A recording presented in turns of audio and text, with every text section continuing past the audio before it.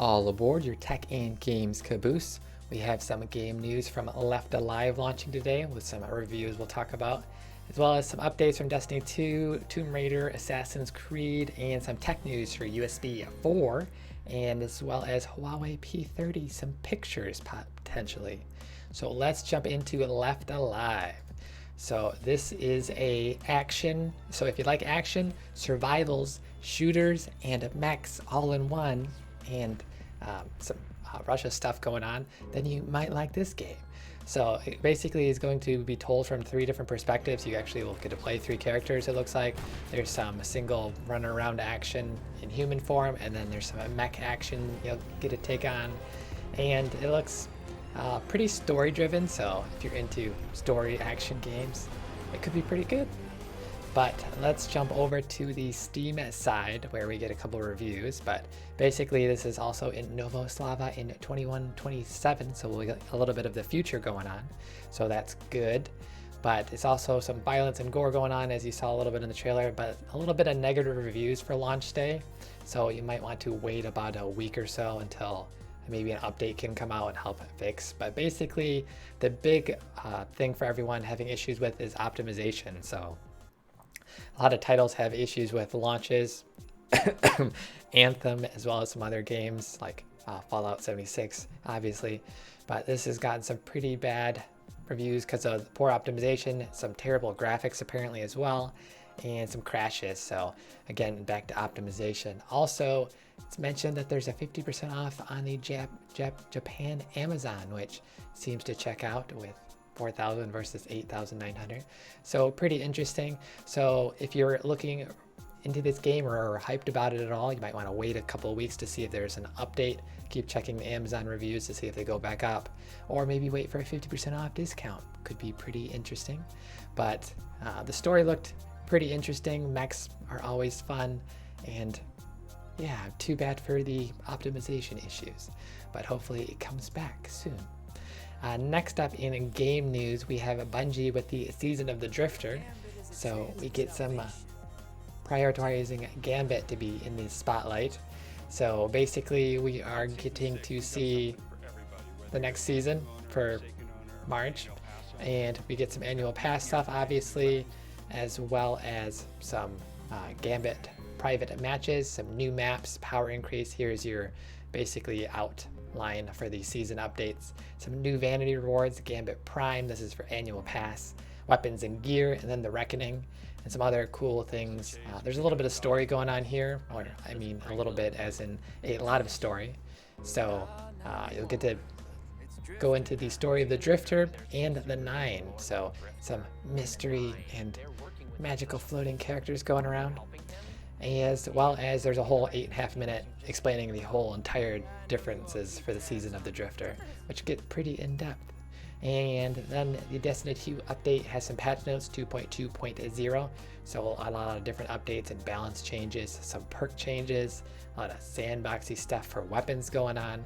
It's quite a few pages long. If you want to check out all that, we'll leave a link below. As well as one other little thing, the Drifter is offering bounties to bring all level 50 annual pass holders up to 640 power. So you'll be able to get a power surge for bounties basically. So get back into the game and get some good action going on with all your friends who passed you. And next up we have Shadow of the Tomb Raider Serpent's Heart, which is the 5th of 7 total DLCs for the annual pass. And there is obviously another weapon and another skin, as well as some story and basically trials that you're going to have to go through, and that could be pretty challenging. So the outfit is, you get to see the outfit pretty soon here. It's just a quick little, here's some gore. We'll skip that slaying scene real quick. But we get the Dragon Scales outfit. You'll get some fire resistance basically, and then the weapon, the Serpent Lash, will help you deal extra fire damage. So some pretty cool stuff there. And then there is the Divine Bounty, so when you slay enemies you'll get increased bounty. And then Slayer's Gauntlet and 2 Graves look like the 2 different mission-y style things that you can jump into and explore, and more content is always good. So this is number 5, so we got 6 and 7 still to go for annual pass DLCs. So cool there. And lastly, in game news, we have Assassin's Creed Odyssey Legacy of the First Blade Episode 3, which is the final and conclusion for the story arc. And it gets pretty gruesome, and your conflict against the Order of the Ancients looks like it could be revealing in some aspects. So basically there is also going to be a ability, Fury of the Bloodline, which will get you 3 bars of adrenaline. You'll trap enemies in a flurry of attacks, and you'll be able to get some more content going on with Assassin's Creed. So Legacy of the First Blade Episode 3 available now, so check out that.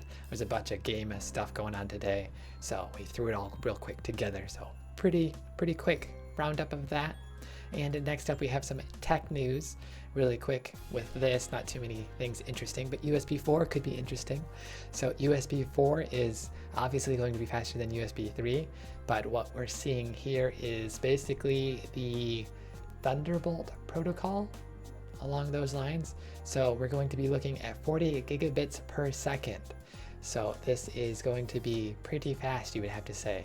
And it's been, the 4.0 spec has been announced, so we're looking at like mid 2019 or so when we'll actually get to find out some more. But it was mentioned somewhere that around 50 companies are already working on it, so we're going to see some pretty good speeds going on. And basically we get 40 gigabits per second versus the USB 3.2 Gen 2 X2, which is only 20 gigabits per second, and then all the way back to USB 1, which was 12 megabits per second. Those were some pretty slow days back then, you'd have to argue. So middle of 2019 is when it should be ratified. At present, over 50 companies are actively participating. So we should see some pretty good data transfer speeds, some display interfaces for daisy chaining monitors or something along those lines, and some good old power delivery as well. So cool for that. And then there's a lot of funny comments going on with this. Hopefully, glad that they didn't call it 3.2.1 Gen 3X4 Super Speed plus.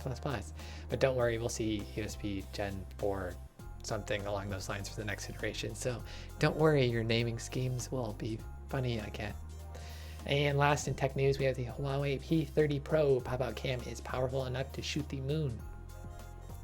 So this is, we get some rumors obviously we've heard about already, but basically this is a picture of the moon posted on Huawei's CEO Richard Yu, which is a picture and showing some pretty good detail of the moon. So the rumors are a 7.8x zoom camera, so we'll see what actually happens on March 26th when they actually introduce the phone to Paris. But that is a pretty close-up picture with a smartphone, and I'd have to argue looks pretty crisp, and you can see some good detail for the moon.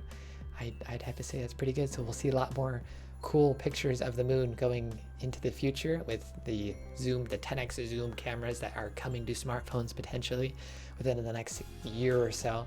So we're going to get a lot more improvements to smartphone cameras. So cool there. And then we have Mark saying, how's it to you? Going some good tech news today, games, and I love the future, and death and gore from Lulu. So I think you like Left Alive. Wait for an update or something to change for Left Alive. The story could get pretty interesting if there weren't other issues impacting it. And with that, we will have another episode tomorrow at 1 p.m. Pacific with some more tech and game news. And we will be signing out. Pew, pew, pew, pew, pew, pew, pew, pew, pew, pew.